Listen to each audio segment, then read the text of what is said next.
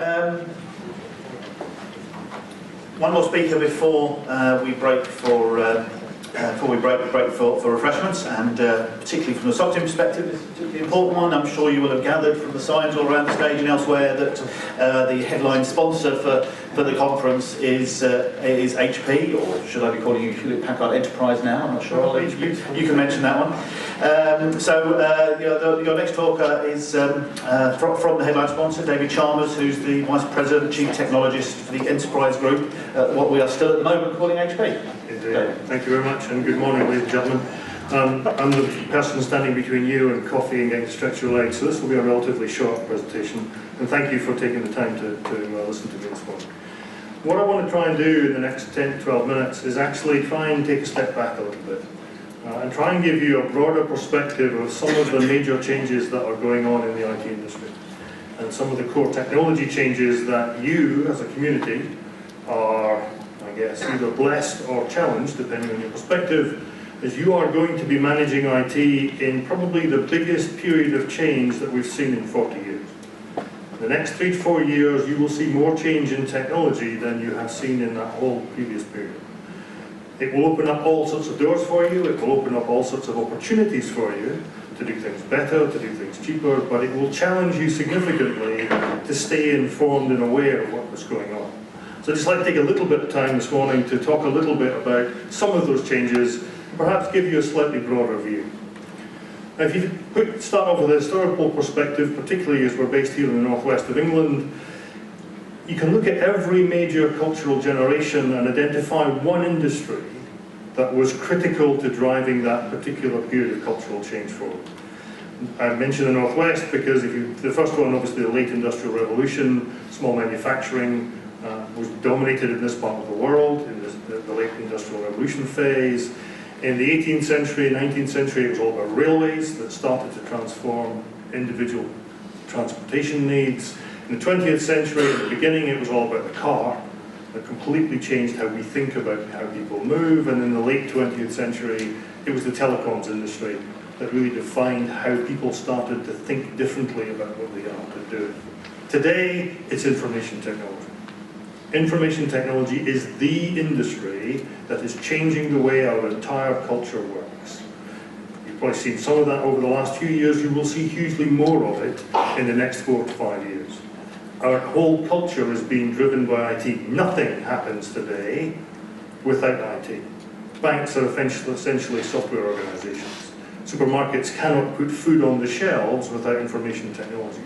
Government cannot run without information technology services to aid and abet the professionals who are actually out there devising and delivering those services.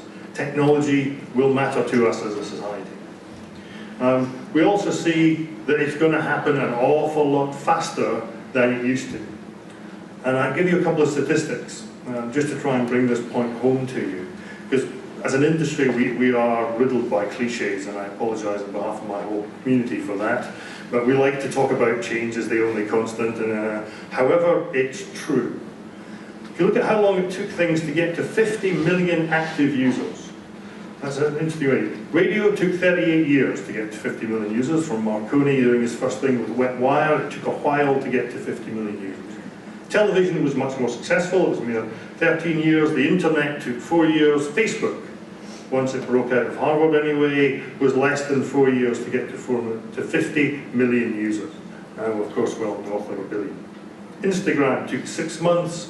Angry Birds took 35 days to get to 50 million concurrent users. That's the sort of rate of change that's happening to our industry. Blink and you will miss it. The ability to move forward, and this is causing all sorts of things. We post 1 billion things on Facebook every day. We create billions of exabytes of data every day. There's a cliche going around the industry, and it's largely true. 90% of all of the digital information that exists today is less than 2 years old. Anything that's older than that is in a tiny, tiny percentage of the information or the data that's available to you. It presents major challenges to us in this country in particular, certain parts of this country. We are running out of electricity. We cannot continue to do it the same way as we always have. You will not be able to deliver, and the services you want in the way you used to, because you will not be able to buy the electricity. It won't be about technology, it will be about power. So the vendors who are doing most to help you save power will be some of the more interesting ones you can look at. Our world is changing. It's also getting much bigger. Some of you, I'm sure, are intimately familiar with these terminologies about geobytes and zettabytes and all these nice things that are out there, but the amount of stuff that we create is going up and up and up. That is both a very bad thing in terms of how do I manage this complexity, and an incredibly empowering thing in terms of the information you have potentially available to help your communities, your customers, your stakeholders to benefit from these changes that are going out there. The complexity is the challenging part, and we'll show you later in a few minutes' time just how complex it's going to get. But the ability to stay ahead of that will be one of your major challenges. I wanted to put two examples in to try and bring the point home about the fact that everything is going digital. Not a few things, not some bits on the edges, everything is going digital. So I picked two examples and I tried to pick the most boring things I could think of to get the point about. This is a toothbrush. This is a digital toothbrush. It's on the market today. There are now two companies doing it. Philips will introduce theirs slightly later this year. It's a digital toothbrush that is Wi-Fi enabled. And how many people here have children of school age, but I'm sure as I used to, I'm a bit older now, you know, that conversation that you have you cleaned your teeth this morning before you get in to do the school run, bus, car, whatever it is? Yes, Dad, I have. Well, this toothbrush will not only get rid of that, it'll be, I see from my smartphone that you haven't cleaned your teeth this morning, go back and do it again. The Philips one will also be connected to a website, which will change fundamentally your relationship with your dentist. Right? You know, we all go to the dentist, you know, hello David, how are you? How's the cleaning regime going? Ah, it's great. Or about in the future, as of now, go to your dentist and he'll say, I'll tell you what, why don't we sit down together and look at the website together and look at how badly you're actually cleaning your teeth so I can teach you how to do this better. Right now, today, that technology is available. You can do it with toothbrushes. All sorts of interesting questions. Whose data is it? Who actually who owns it? Who has rights to access it? Who has rights to mine it or sell it? But the technology is available today. My second example is light bulbs. I couldn't think of anything more boring than a light bulb. You can walk down the street today to certain brands of supermarket in this country and buy those light bulbs. Right? They are individually controlled by your phone, anywhere in your house, from anywhere in the world. 16 million colours, turn them on and off as you like. The light bulb itself has the technology built into it to do the on-off, the timer, all that stuff is in the light bulb. Right? You control that through your smart hub in your phone, through your smart hub in your home to your phone, anywhere in the world. You can do that in your light bulb that you and I can walk down the street and buy right now. That's how low cost the technology to control this stuff is. That's why everything is going to go digital. Now, I walked from the back of the room quite slowly as I came up to the podium this morning because I was trying to work out how many people here have devices with them. And we'll talk about that in a little time. But almost everybody in this room, I would guarantee, has at least one digital device on. That is commonplace in our world. If you find an under 30-year-old that doesn't have a mobile phone in the Western Europe, you have found a very unusual person. Right? Over 30s, it varies. Under 30s, they all have mobile phones. Almost regardless of social deprivation and their ability to access mobile technology is there. Our world is going digital and it's changing. I really like this slide. Actually, I like it for the reason the words are nice. But the picture of the man's face is what makes it for me. Because this is what I think all of that change is doing to you. Doing to IT professionals in industry, in local authorities, in government, as they try and wrestle with this stuff. The words are good. They tell us what we're trying to do. We have to do it better. We have to do it more cheaply. We have to do it dramatically faster. And more organizations now recognizing that IT is the group that will power innovation in their overall organization. Not help, not contribute to, but be the thing that makes the innovation happen. The other reason I like it is because that man's face, I see him as the IT professional. You're far better looking than he is, obviously, but I see it as you, because he's actually thinking, he's doing really well. He's got halfway there. He's got that huge weight off the ground and up above his head, and he thinks he's doing really well. Look at it from the other side, he's only halfway there. The other people, the other departments are saying, can't you do it faster? Can't you get this weight up above your head? Can't you stand up now? I think that sums up some of the challenges we face. You will have to go faster than you've ever done before if you're going to actually make some of this stuff work.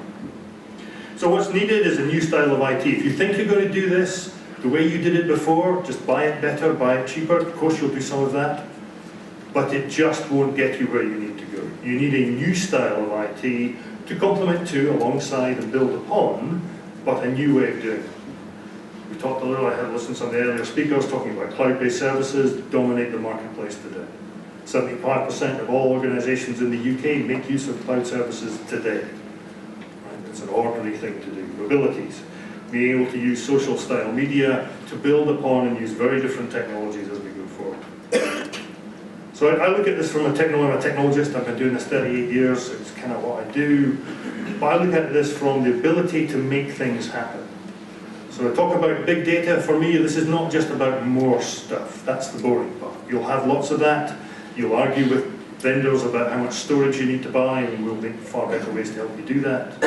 But this is now, in the last 18 months, we now have technology that's available to you to genuinely integrate all of the bits that you have.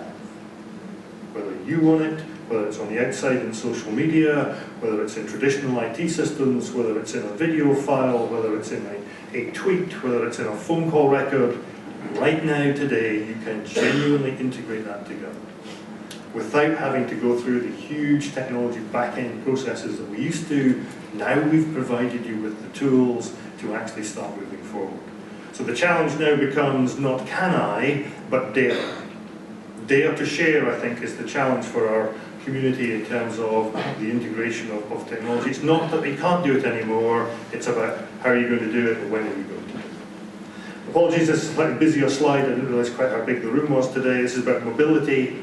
I'll leave it in the pack with you. The emphasis I would place on you is the rate of change again.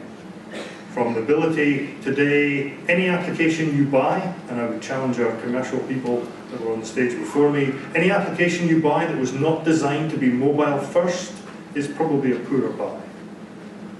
Not mobile as an add-on to what you're doing, but mobile first. And you do static later, maybe if you have to. It's more effective, it's more efficient, it's less money if you do mobile first. And that market is about to explode. I was trying to see as I came forward how many tablets were in the room. Just indulge me. How many people here brought a tablet with them today? Maybe half the room, 2/3 of the room. You know how old that marketplace is? That entire marketplace is 47 months old. 4 years, just under, since the very first tablet was launched by Apple in the iPad space, 2010. 4 years, and it has completely changed how we think about devices, how we think about network technology, about who owns the device, where the data is, has revolutionized, and it's just getting started. It will change far more in the next 4 years than it ever did in the last 4 years. And I'll leave you some of those data points there for you to peruse either way. In terms of core technology, we will do things very differently in the future. You're kind of used to buying IT systems vaguely in the same ways you've ever done since IBM created the 360 mainframe back in the early 60s. It's got processors in it, it's got memory in it, you store stuff somewhere. Eventually we worked out to make them talk to each other. That's kind of how we did it. We will not do it that way going forward.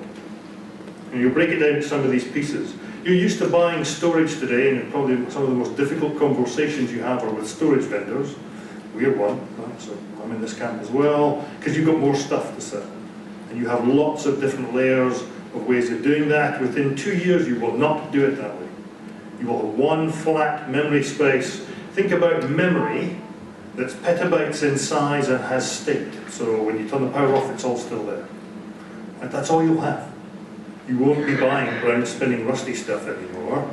You'll be buying persistent memory that will be radically different in terms of performance, opportunity, and shareability.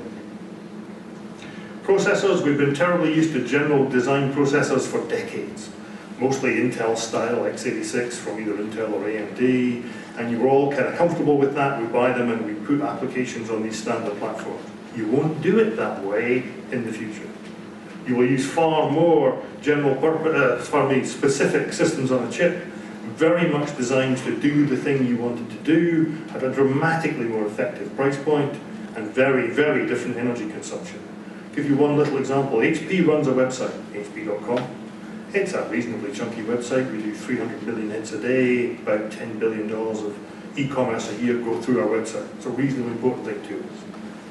We took our latest server technology and moved the website from the old stuff to the new stuff. We went from 10.5 racks, if those of you familiar with racks, 6 foot high, 20 inches wide, to fill up your data centers. We used to have 12.5 of those today, now we have half of one. We saved 94% of the electricity cost moving from our old stuff to our new stuff. If you're running any servers in your organization today, don't care who the vendor is, any servers in your organization that are more than 4.5 years old, you're wasting money.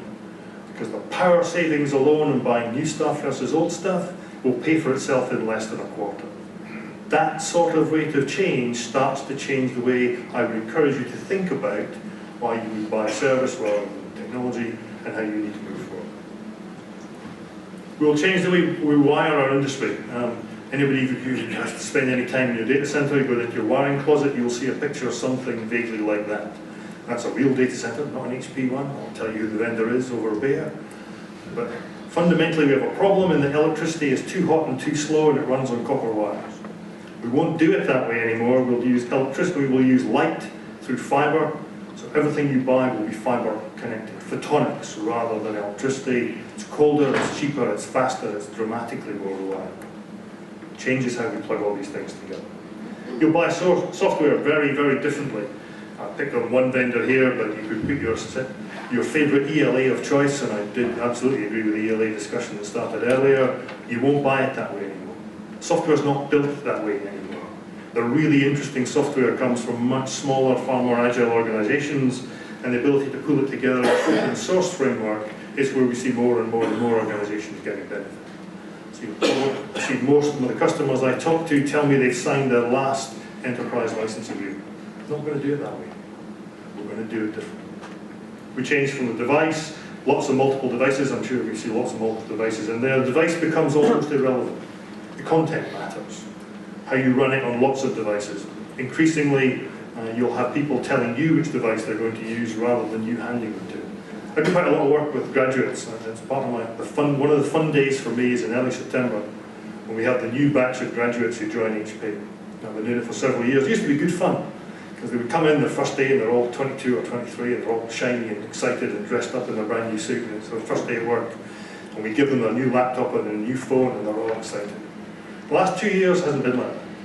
Hand them the laptop and the phone, they go, do I have to? Really? I've got a much cooler phone than the thing you're going to give me. I've already got a really good laptop. Why do I want to get another one? I can just pay for the one I've already got. Your digital generation already think like that. They're in the workplace today. Changes the way that our technology works. We'll put all of this stuff together. You're probably familiar with phrases like mainframe-based or mini-based or client-server technology. What's coming now is distributed mesh. We cannot move the data from where it's being created to process it. We have to move the processing to the data. So you'll have radically different ways of deploying technology available to you. It won't replace what you have instantly or overnight or anything like it. It will complement it too and build alongside it. But you will have trillions of devices providing you with the ability to gather stuff. We'll give you the technology to manage that, to pull it together, to actually make sense of it. Your opportunity is to work out which pieces make sense for your organization so that you stay ahead of this rather than falling behind. I close with just one quote. This is a very, very old quote. It comes from one of the founders of our organization. We've been in this business since 1939. We're 75 years old this year, just passed. And David Packard came up with this quote, and I phrase it slightly differently today. There is no standstill option. If you want to take advantage of the huge change that our industry is going to provide for you, that is going to affect our culture directly, it's there for you to take.